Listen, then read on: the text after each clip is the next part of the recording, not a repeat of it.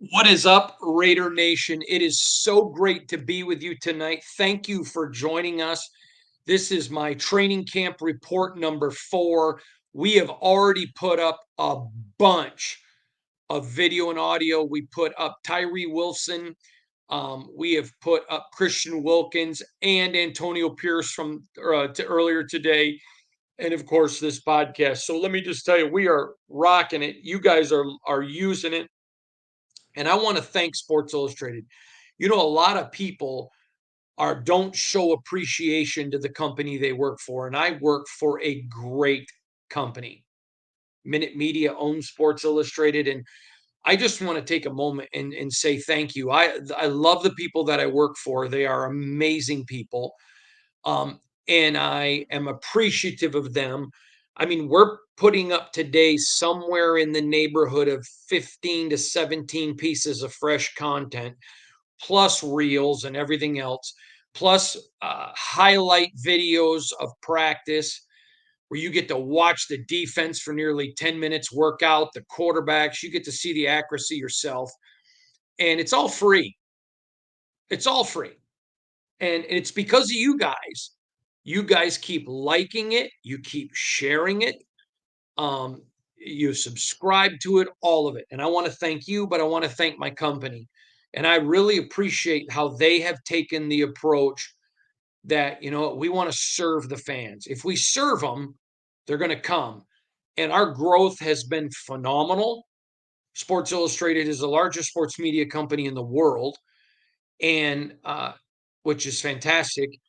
And our Raiders coverage is among the largest in the company. So I just want to thank you guys for liking, subscribing, and sharing. Additionally, I want to thank all of the fans who've come to training camp. I've got to meet so many of you. I had a few people today say, "Hey, can I talk to you for a minute?" I'm like, "Of course, you're my boss. Of course, I want to talk to you." Got to meet some people have asked for pictures, and it's just been great to meet not all of you, of course, because we have literally hundreds of thousands of you that watch. But I want to thank all of you who've come to camp, and it's been great to meet you. Please don't ever hesitate to say, "Hey, I want to meet you." I had a lady come up to me today, Lizette. Hi, Lizette. She's my new Latina friend. She's about 4'6", but let me tell you, she is all spit and vinegar, silver and black. And I asked her if she was married. She said no, but my boyfriend's here. He's just too embarrassed to come up. Edgar. So she went and got him and brought him over. What a great dude. What a wonderful couple. And they're just one of many I got to meet. So I want to thank all of you guys. It was great. All right, we got a lot to dig into today. This is like going out on a Friday night on a date. This is our date night. And you go to a nice restaurant. What's the special? You got to have something special on a Friday night. Come on, what do you got good? Well, we got the good stuff for you. Week 1 of training camp is in the books. Unbelievable to me. Week 1's already over. Just unbelievable. And we're going to dig into it. We have so much to talk about and so much to get into. And I want to start where I started last night. A fan brought a puppet of Kermit the Frog wearing a Patrick Mahomes jersey. Was it funny? Absolutely. Now, I have said on this show multiple times, Patrick Mahomes is the best quarterback in the NFL, and Andy Reid is the best coach in the NFL. Total respect for them, but it's a rivalry. It's a rivalry, and it's supposed to be fun like that. Do I think that the player bringing that, I mean, that the fan bringing that was bad? No, I don't think they're a bad person. I think they're a fan, but they handed to a rookie that didn't know it was Patrick Mahomes. He's being nice to the fan. I mean, he's from Air Force. There was probably as many people at the game as there are at Air Force. And I know I'm being facetious there, but not used to the kind of attention that comes with the bright lights of the NFL. Okay. Now, I had a problem with them videotaping it and putting it out there. And I know there were several people that had an issue with that, not just within the organization, but just around the NFL that said, this is why fans don't understand, but this is why a lot of NFL teams try to keep a barrier up. And in a perfect world, yes, the Raiders beat the Chiefs last year on their home field and socked them in the face, and I think the Raiders are coming. I agree with all that. I think the Raiders are in their head. Agree with all that. But Patrick Mahomes is still, I think, 2-10 or something like that. I don't remember the exact numbers. Somebody told me those numbers today, and I don't know if they're accurate. The Raiders are 2-10 against Patrick Mahomes. And oh, by the way, they've won 2 Super Bowls in a row. So until you beat them for the division or knock them out of the playoffs, I think you just let your play do the talking. But anyways, I don't think anything was malicious.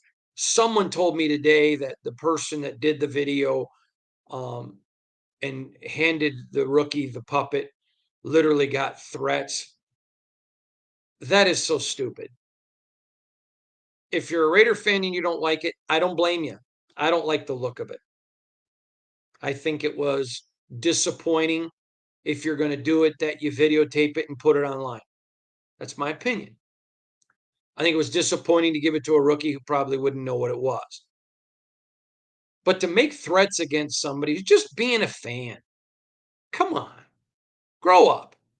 I get threats all the time. It's ridiculous the threats I get. I've had only threats that I have a real issue with are ones that people make, and it's directed towards my family.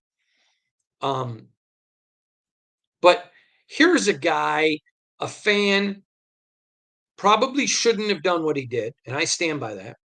I don't know him, at least I don't think I know him. But AP's like, yeah, we addressed it. Now, later on in his press conference, AP was asked about his guys speaking with their own voice. And the person wasn't talking about the Kermit the Frog thing. The person was speaking about the fact that they're so blunt about how much they think the 6-11 predictions or the 7-10 predictions are so stupid. And oh, by the way, have I not said that since I made my prediction at 10-7? And the players talking about how AP is like the 29th, 30th, the 31st, or 32nd best coach. And AP was talking about that when he said it's a different era. You're going to let your people speak.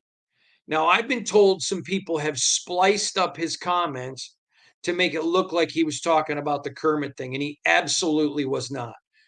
And anyone who spliced it up is being disingenuous. And maybe they were told, oh, he was asked about this, and here's the video. Can you edit this? So I'm not blaming somebody. But if you watch the press conference, that was not what it's done, and it's being played wrongly. That's not on AP. It's not on the Raiders. AP said he addressed with it, didn't like it, and it was handled. So, anyways, I just wanted to address that right away. And whoever is making threats towards the person that did the Kermit thing, grow up. You're being a jackass. And you know what? Make your threats at me. I'm a public figure. Don't go after my family because you will severely regret it, because any of those threats I turn into law enforcement. But come on. You think he's the first fan that's going to make a mistake or the first rookie? No. And at the end of the day, a puppet isn't going to settle it. It's going to be settled on a football field. Who wants it more? And there you go. Now, I want to talk about several players today, but I'm always going to start at quarterback. I thought today that Gardner Minshew was very sharp. There was only one throw of his that I thought was a bad throw, and it was again, a gunslinger type. It was not intercepted. I thought Gardner was very sharp, very, very sharp. I thought Aiden O'Connell. Now, Aiden had 2 interceptions, and I want to describe them both to you. The first one, the offensive line, there's no pads. So the defensive line is just pushes their way through, and you can't really fight them without pads. Max Crosby was right in his face, and basically it was a sack. So just trying to be funny with Max there. He heaves one in the end zone. It gets intercepted. I don't count that one because it was not one he would have thrown in the game. The interception I do count was a horrendous throw. It was in fact, as I'm watching the play develop from my left to my right, I saw where Aiden's eyes went, and my first thought was, don't throw the foot. And before I could even get football out of my mind, intercepted. Bad throw. Now, one bad throw, nothing wrong with that because he made some monster plays today. He made, now we're not allowed to talk about specifics. I understand that there are some media that have, um, but we're not supposed to. Um, he made one play with his feet, buying time on a rush. I mean, a dart to Jacoby Myers, perfect throw right into a tight space, touchdown, great catch by Jacoby. And then he made another one to Jacoby, perfect throw. Overall, again, I think Aiden O'Connell won the day. And again, I am not a Gardner hater at all. Great guy. Great guy. So I have zero issues with Gardner. But overall, I think it's clear through the OTAs, through the mini camp, and now through 4 days of training camp, I think it's clearly Aiden O'Connell's job, and I think he's separated a little bit. I still think it's close. I certainly don't think it's over, and I don't think it's anything that Gardner cannot overcome when pads hit the bodies on Tuesday. I believe that 100%. 100%. Now, Aiden did some other things, though, that I think separated him. There's been a lot of audibilization, which I have talked to you about. And I've mentioned to you, he audibilized today and again. Remember, I talked about I can't talk about formation, but I will tell you he scored a touchdown with his feet. A legitimate, great call. He had to move. Great play. It was a great play. It was not a good play. It was and in fact, his defense was fired up for him. That was fun. They were excited to see him.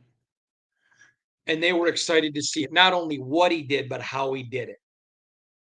And it was a lot of fun. Now, another thing that we've started to see in camp, and I've waited a couple days, I wanted to make sure my eyes were not deceiving me, is this defense is very raucous. They are loud and proud. They're talkers. They eat. um, I'm trying to remember the old rap song. Um, the rapper, Fresh Prince of Bel Air guy. He did a rap once. I'm like a cheetah hunting out on the Serengeti. That's the Raider defense, man. They're just big, wide eyed, looking for prey. Yeah. This camp, now we saw that all through OTAs, all through mini camps, and quite frankly, last year after AP took over. This offense now has come in with a chip on their shoulder. And when they've scored and they've done something right, they get loud now and they're chirping back at the defense. I'm liking it. And AP talked about it today. He's liking it. It's competitive. And the offense is tired of listening to everybody talk about can you win in spite of the offense. There's an edge there. And I'm going to tell y'all who are talking about, can they win in spite of the offense? Do you know who's on this offense? Devontae Adams, Jacoby Myers. And I'm going to get to Jacoby in a minute. I am going to make a bold prediction for Jacoby Myers before this podcast is over. Trey Tucker is clearly number 3. And if it wasn't a team with 2 number 1s, he'd be number 2. Zamir White. I know there are no pads. I know that. I accept that. he has looked as good as you can look without being in pads. Just vision. I'm so impressed with that young man's vision. I am, first of all, I'm very impressed with Zamir White, the human being. And I am so impressed with Zamir White, the football player. His vision is phenomenal. Again, today, I just saw him sidestep somebody. I talked the other day about him stepping over a guy. He just sidestepped somebody that was coming from his side, and he just moved away from pressure. And never took his eyes off of downfield. That young man's going to have a big one. You got Brock Bowers, and let me tell you, Brock Bowers. I told you yesterday he struggled yesterday. Oh, he responded today. He looked like Brock Bowers from the Georgia Bulldogs now. That young man made some plays.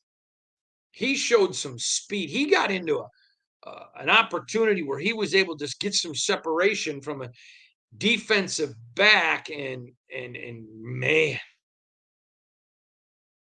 him and Michael Mayer. So you got Devontae, you got Jacoby, and here's my big prediction for Jacoby: he's going to be an All-Pro this year. He's going to be an All-Pro this year. They are going to use him like a Swiss Army knife. They're going to create ways to get him the football. He is a playmaker, and he is so unbelievably humble. I was talking to another reporter from Vegas, uh, um, Vegas today, and his name is Sean. And we were talking about him and the fact that, you know what, it would probably benefit him if he was a little bit more, because he's selfless. Now, if you said that to him, he would get livid. Why would you want me to be selfish? Because that's not how Jacoby Myers. He is one of the few superstars that can be in the shadow of somebody and he doesn't care. He just wants to win. He is a wide receiver that isn't a diva with a Max Crosby, Marcus Epps, Robert Spillane, Christian Wilkins mentality. Just you put him downfield, crushing blocker. You get him in space. Good night, Irene. Jacoby Myers. So think about Trey Tucker, Brock Bowers, Michael Mayer, Zamir White. There are so many weapons on this team. And I'm going to start talking. I'm going to put some respect on his name. Aiden O'Connell. I have been reporting since the season ended that the Raiders believed in him. They needed to see more. They believe in him still, and they're seeing more. When he ran that touchdown today, I mean, you could have just, it was hilarious. Sometimes you'll hear the fans, ooh. Sometimes you hear the media, But when you hear the players, coaches, and team go, wow. And I literally, he would never do this. I literally wanted Aiden to turn around and pull a Kirk Cousins. How you like that? It was so much. It was fun to see the youngsters having fun. He doesn't have a care in the world. Aiden O'Connell's like, this is my job. I'm not competing with Gardner. It's already mine. I'm competing with me. I'm competing with greatness at the standard. Is he great today? No. And Aiden would tell you that. But is this kid capable of playing quarterback in the NFL? Of course. He's already proven it. So is Gardner. Man, the Raiders are in good shape at quarterback. No, again, one interception, terrible throw. But you show me a quarterback who doesn't have a terrible throw. It wasn't two terrible throws, it was one. Gardner Minshew had two bad throws yesterday, but comes back today solid. Protected the football. Had a great day. But Aiden O'Connell, I'm just telling you, folks, I'm there. I'm watching it. You can ask the fans that are there. He's impressive now. I put video up and of him and the quarterbacks practicing today. Just I'm telling you, I am looking forward with pads. In a minute, I'm going to talk to you about a weak point on this team, but we'll get to that in a minute. I also think it's important to remember that this offense is, and every other offense in the NFL, including the world champion Chiefs on the field in a game, struggled against this Raider defense. I will be stunned if all year the story isn't the defense looks better.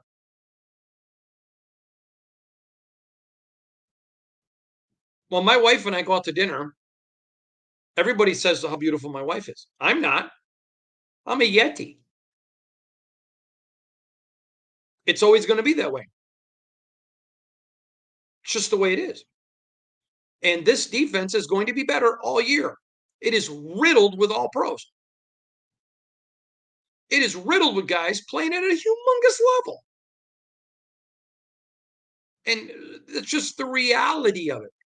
Oh, we need the offense to look better than the defense. Okay. The world champions, Super Bowl champions didn't. Bueller, Bueller, Bueller.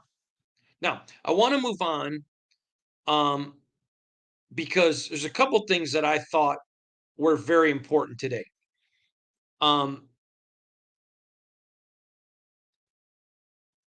the 2 touchdowns by uh, Aiden to Jacoby were just things of beauty. One of them was a very, very tight window. Now, I've explained this to you before, but I'll give another one. When a quarterback throws a football, if a guy's wide open, then he has a radius of his entire arm. So let's say, in my case, from my pinky to my pinky, when my arms are outstretched, is very, very close to 7 feet. It's not 7 feet, but close. So I have what would be considered a 7 foot radius. Okay. But when you've got a great defender in front of you who is able to get around you, get an arm in front of you, the quarterback has to put the ball where the defender can't intercept it or put it away. And sometimes you've got a window that's maybe 10 inches with a football that's probably 6 or 7. And the one throw to Jacoby, I mean, he put that like it was on a line, it looked like a 30-06 shell. I, I was stunned to see Aiden throw. I've never seen him throw that hard into such a tight window. It was just a gorgeous throw. Wow. Thing of beauty. And then the other one to Jacoby, he had about a 2 foot window, but he needed to get in there and get it in there quick. And he just planted his foot and bam, delivered it. I mean, it was bam, got it there. Great throw. So overall, I thought the defense was better. But the offense is making progress. I thought the quarterbacks were better. I loved the level of competition. That was phenomenal today. It really, really stood out. It was a competitive practice. I loved watching Jack Jones and Jacoby Myers go at it.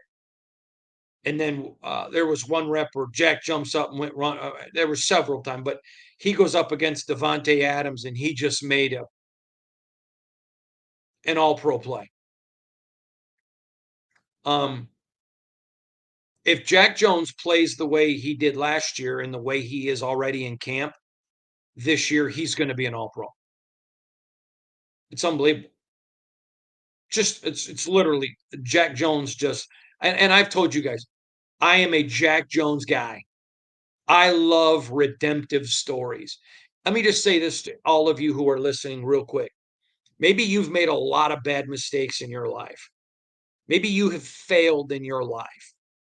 Maybe you've been in prison. Maybe you were a bad dad, a bad mom, a bad spouse. I don't care. Whatever you've done, I don't care. Maybe you're just full of pride and you're a jerk.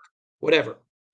Everybody who listens to this podcast, including the one who's hosting it, has a past. But thank you, Lord, we all have a future. And so when I hear people talk, oh, you can't trust Jack, he has a past. Shut up. I know so many success stories of people that had a past. And the only people reminding others about their past are probably people who don't want you to find out about theirs. So I'm a big Jack Jones guy. I I love the way this team has loved him as a human being. And I'm in that locker room with him and I'm with him and I see how he loves his teammates. He's a selfless guy. And you know what? I don't I know a lot of his story, but a lot of us were raised with a lot more opportunity than Jack. And where he's made it and pulled himself up. I don't know his family. Now, I may have met them because I've met a lot of the players' families. If I have, I don't remember. And I'm not disrespecting Jack's family. So if I've met you, I'm sorry.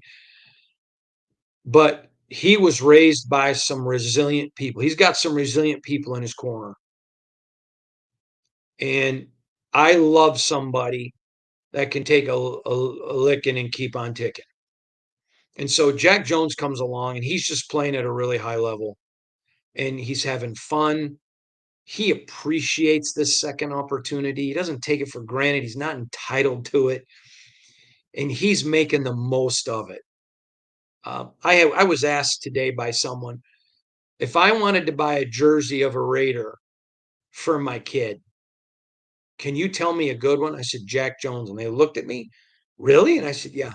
Well, why? I said, because you want your kid to know life doesn't end after mistakes. You keep going forward, you keep working at it. Each day, you try to make yourself a better version of yourself. I said, and I know Jack Jones. Is Jack Jones perfect? No, but neither am I. And Jack Jones has got a future, and it's bright as a dad and a family man, and it's bright as a football player. I am a Jack Jones guy, all in. And I'm telling you, if you would have watched him today one on one with Devontae, he looked like an all pro. Devontae ran a great route. The ball was delivered in a great place by Aiden O'Connell, and Jack Jones just made a play. And it was literally right in front of me. And I was like, did I just see what I saw? And there's nothing Devontae could say. Nothing. There's nothing Aiden O'Connell could say. It was a great play. Aiden play, but this is why sometimes in football I get frustrated with people who don't understand the game. Oh, look at that. That sucks. That was a bad throw. First of all, they would say that because it wasn't complete. Okay. It was a great throw. It was put where it could not be intercepted, and only Devontae could have caught it. Devontae ran a great route in the end zone. Jack Jones just contorted his body, twisted, and was able to get his fingertips on it and knock it away. All three, that would be if you were grading the rep for Aiden, Devontae, and Jack, all three get a great grade. All three. And Jack Jones just today, and he has all game, just shined. And I know, tap the brakes, Uncle Hondo. There's no pads. I agree. 100% agree. But we're not doing this with a rookie. We're doing it with a guy that has already proven it on the football field he can perform at that level. And so we're basing future expectations on past performance. Jack Jones now. He's a good kid. I don't care what he's done. Good kid. Funny kid. Exuberant kid. Loves life. Loves his teammates. And consequently, I just really care about him. And I'll defend that guy to the end of the earth because I don't want to hear about anybody's past. Oh, but for the grace of God, any one of us could be in a worse spot. And so, Jack Jones, I got your back, brother. That guy just plays at such a high level, and he just has so much fun doing it. I mean, do you remember that old? And I know this isn't tough, but do you remember that old Winnie the Pooh cartoon? And there was a guy Tigger that was always just jumping around, full of energy, talking. That's Jack Jones.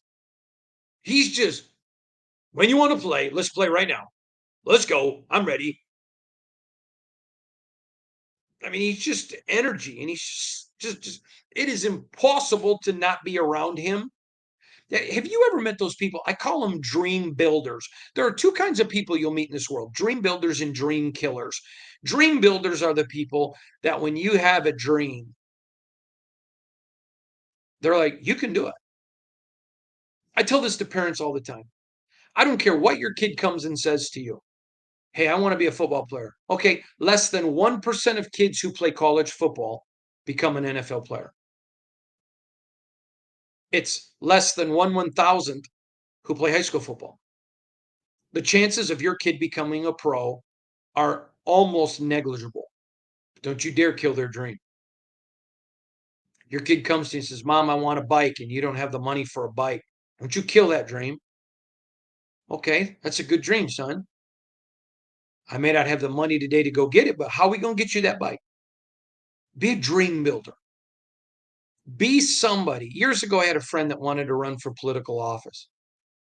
And the chances of him winning were so small. He was going against an incumbent who was very popular. And he came to me and goes, What do you think? Should I run? I said, What do you want to do? He goes, I really do. I think I can make a difference. I said, Go do it. I bet you'll win. He knocked thousands of doors personally and talked to everybody over, I think it was 8 months. And unbelievably, he won. And I'll never forget on election night, he came to me and actually didn't come to me, but he called me. And he said, everybody I'd talked to had turned me down. And when I finally came to you, I thought, if Hondo thinks this is stupid, I'm not going to do it. And he goes, I walked out of that room with you and I felt so encouraged. And he goes, just want you to know I wouldn't have won tonight if you hadn't encouraged me. Be a dream builder. Jack is that guy. He is just encouraging everybody. He's out there. If he does a rep against a guy, a player, and he dominates, he'll smack him on the rear, talk to him, encourage him. If a defensive back makes a bad play, he goes over there and he encourages him. He's the kind of guy you want in your locker room. He's the kind of guy you want as a friend. He's the kind of guy you want. And so he's having a great camp. And I know this has turned into a pro Jack Jones commercial, and I didn't mean it to be that way. I'm sorry. And please forgive me. But I'm just telling you, he has had a dominating camp. And I already told you, I think Jacoby Myers is going to be an all pro. If he stays healthy, and I say the same thing, Jack Jones, he's going to be an all pro. He's going to get a big extension. He's going to, in the words of somebody that emailed me one time, he's going to make bank. Lots of stuff. He's a great player. I already told you about Brock Bowers' response. Just made some play. Michael Mayer just keeps making plays. I'm so impressed with Michael Mayer. And I'll tell you this, I am super impressed with Dylan Labe. I even asked AP about it today. If you haven't seen the video, go watch it or listen to the audio. And he just keeps making play. He just keeps showing up. He's like, where's Waldo? You know that book that kids used to watch, and you'd have to go through and look for this character, and his name was Waldo. And he would just pop up on every page, but you didn't know where he'd pop up. I mean, the guy is so small, but he just pops up. It's like, Labe, boop, Labe, Labe. He just makes plays. He's going to be a threat on special teams. I'm just telling you right now, it's going to be a threat on special teams. And I think he's going to be a specialty player that they're going to be able to use in the offense too. They're going to create some stuff. Now, old Luke Getsy's got a few cards up his sleeve. He's in Vegas now. He knows how to put some cards up his sleeve and scheme. It's going to be fun. But that Dylan Labe, again, even AP said it. So for all of you mad at me, we're going to have to see with pads because the guy's so small. I know he's listed at 5'10", 196, which still is tiny. I understand that. I think he's 5'8", 175 standing next to him, but hey, who am I? Everybody looks small next to me. But that Dylan Labe now, just making plays. All right. Last thing I want to talk, actually, there's a couple more things, but the next thing I want to talk about is I took a ton of criticism, and I'm fine with that, by the way, by talking the entire offseason about Jacorian Bennett. You can go look through all the comments and everything else. People telling me I'm nuts, crazy, stupid, fat, whatever. Oh, you're just speaking for the regime. I said, no, they really believe in Jacorian Bennett Jacorian Bennett is speed. He's big. He's strong. He's fat. Great kid. And, he was starter early, got nicked up, struggled with confidence. I know Nate Hobbs disagrees. That's my opinion. Jacorian Bennett, JB just worked his tail off all off season. Film, lifting, everything. JB has made me look smarter than I deserve. I tell everybody my wife makes me look better than I am because she's beautiful. And she's beautiful on the outside as well, not just on the inside. JB is making me look really smart. Now, it wasn't because I am smart, because we all know that's not true. But it's talking to the people inside kept saying to me, JB, JB, JB, JB, JB. They believe in him. And if the season were to start today, and we all know it's not, if the season were to start today, I believe personally he would be the starter. And I'm not guessing. I, I have reason to believe that. That's what I believe. Okay. He has had a great camp. He's just made some plays now. That young man has made those of us who believed in him and all of you people that trashed him. I'm not going to rub your noses in it. I just want you to remember it next time when I tell you, you don't give up on a rookie. And year 3 is the money year. Got to let these guys develop. If you want to be a good franchise, you just can't keep throwing players away after year 1 and year 2. Now, you knew what you had in Alex Leatherwood.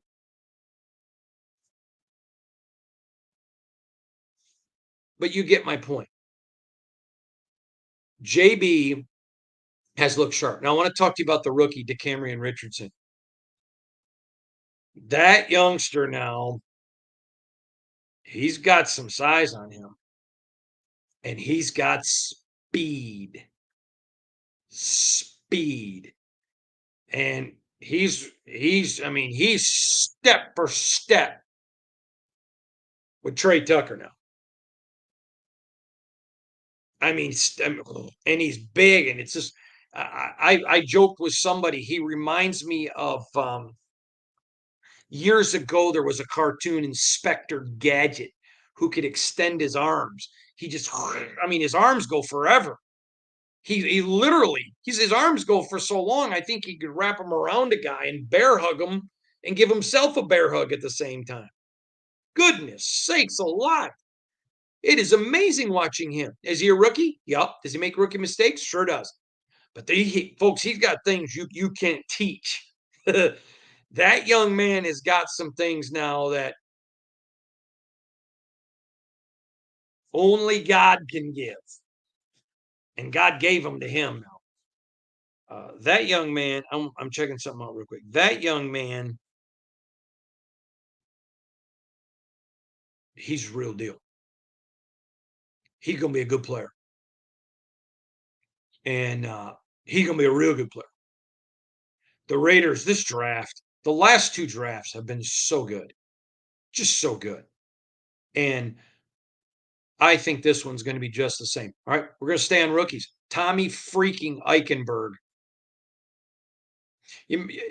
That young man is just, he's an old school ball player. Now, I'm going to say this because I like to compare players. He's not there yet. Just like Dylan Labe has one small skill set of Barry Sanders doesn't make him Barry Sanders. But I'm going to tell you something. Tommy freaking Eichenberg reminds me a lot of Dick Butkus. A lot. He's just got a nose for the ball. He finds it. He's a disruptor. He's going to play now.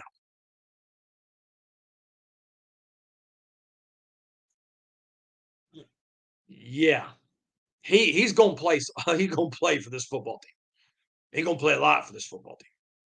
He's going to be on every special teams, and he's going to find himself into some defensive situations. Now, Tommy freaking Eichenberg is a stud. That young man, I mean, his ability to move his eyes laterally, but never move his eye, but to see his vision looks, he's a lot like Dick Butkus.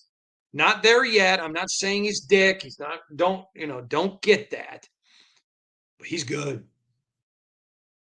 He's good. And Robert Spillane is a stud.